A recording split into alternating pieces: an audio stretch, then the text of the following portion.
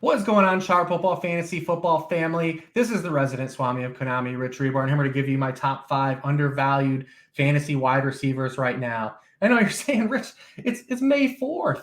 How can there anybody be an early value? But right now, there are a lot of fantasy drafts going on right now at FFPC, Underdog, Drafters, big tournaments, big prizes. I also believe as the course of the summer moves along, all these receivers are going to move up and be higher than where they are now. So playing in those tournaments right now, here are 5 wide receivers I think you should be grabbing ahead of the field. Number 1 guy is Michael Pittman. I have Michael Pittman at wide receiver 13. He's currently the wide receiver 21 at Underdog.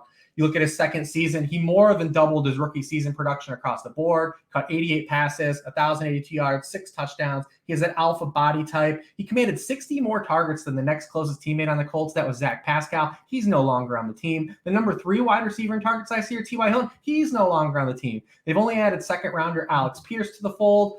So yeah, it's really not going to threaten Michael Pittman and his 24.8% target share of last year. That was 9th among all wide receivers. He's getting an upgrade in Matt Ryan. I have an article at sharpfootballanalysis.com that shows how much better Matt Ryan was on a way worse Falcons team than Carson Wentz was on the Colts team. And then also when you look at Michael Pittman being at wide receiver team, that's right where he was through 9 weeks last year before Carson Wentz went down the toilet. So I'm just going to grab that early value on Michael Pittman. I think you're even getting a squeeze if they add a veteran here like a Jarvis Landry throughout the remainder of the offseason. My number 2 guy is Allen Robinson. At wide receiver 15, he's currently the wide receiver 24 in drafts. I get it. Nobody wants to be really aggressive with Allen Robinson. The good news is you don't really have to be. 2021 was an outright disaster for Robinson. He was seemingly disgruntled from the get-go when he was franchise tagged. His effort was questioned. He dealt with ankle, hamstring injuries. He also missed games with COVID, and that's outside of even factoring in the Bears' offense and their quarterback play last season. With just under 80% of his career targets coming from Blake Bortles and Mitchell Trubisky, he will unequivocally play the best quarterback of his career, Matthew Stafford. Not only does he get Matthew Stafford, he gets an upgrade in offensive scheme in Sean McVay's offense. He's going to get a big bump in route diversity. Over 40% of Allen Robinson's routes last season came on 2 routes, the slants and the curl. Just 20% of the routes run by Rams pass catchers came on curl and slant routes last season, the routes that Robinson was boxed into. No team had more air yards last season on digs, post, go, and deep crossing routes, those fantasy-friendly routes, than the Rams. Guess what team was last? Yeah, the Chicago Bears. The Rams had 1,184 air yards on those routes. The Bears, 361. Robinson just had 10 total targets on those fantasy-rich kind of opportunities last season in that Bears offense. The Rams also hyper-aggressive near the end zone with Matthew Stafford. They were 4th in red zone passing rate last year, 2nd pass rate inside the 10, and 1st in pass rate inside the 5. All those bunny touchdowns you saw Odell Beckham score at the end of last season, that's going to be Allen Robinson this season. My number 3 guy is tried and true. It's Brandon Cooks, undervalued every year. I have him at wide receiver 19 right now. He's currently the wide receiver 32 in early drafts. Just another year, he's going to be a big-time discount. 90 catches, 1,037 yards, 6 touchdowns last year. He's now been a top 24 scorer on a per-game basis in all but one of his 8 seasons in the NFL. He also had a really strong connection with Davis Mills, who's going to get runway in year 2.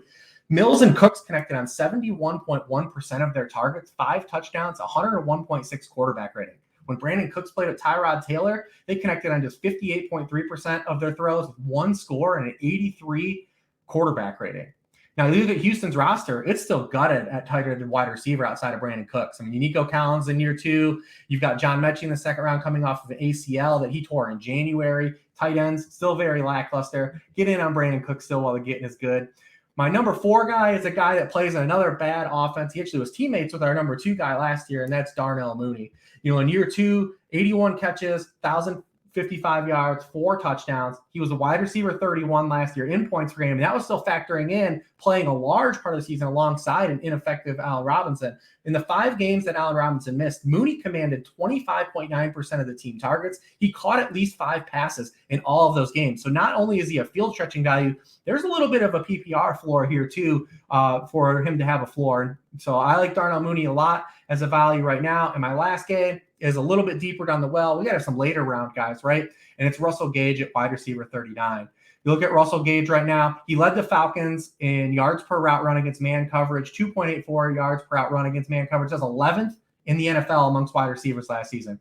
Now, Russell Gage has been at his best accruing targets kind of due to absences on his roster on bad Atlanta Falcons teams, but that still exists here in Tampa Bay in a much better offense. Chris Godwin tore his ACL on December 19th. I don't believe he's going to be ready to start the season. The Bucs will take it slowly with him. There are also paths for Russell Gage to make an impact as a wide receiver 3 when Chris Godwin returns. We don't have Antonio Brown on this roster. We might not have Rob Gronkowski on this roster. Russell Gage just turned 26 years old. He's playing next with Tom Brady on a Tampa Bay offense that's run the most passing plays in the NFL over the past 2 seasons. So those are my top 5 early fantasy football wide receiver values. You can go out and check the rest of my rankings and all the full top 75 wide receivers ranked at shuffleanalysis.com. That link will be below.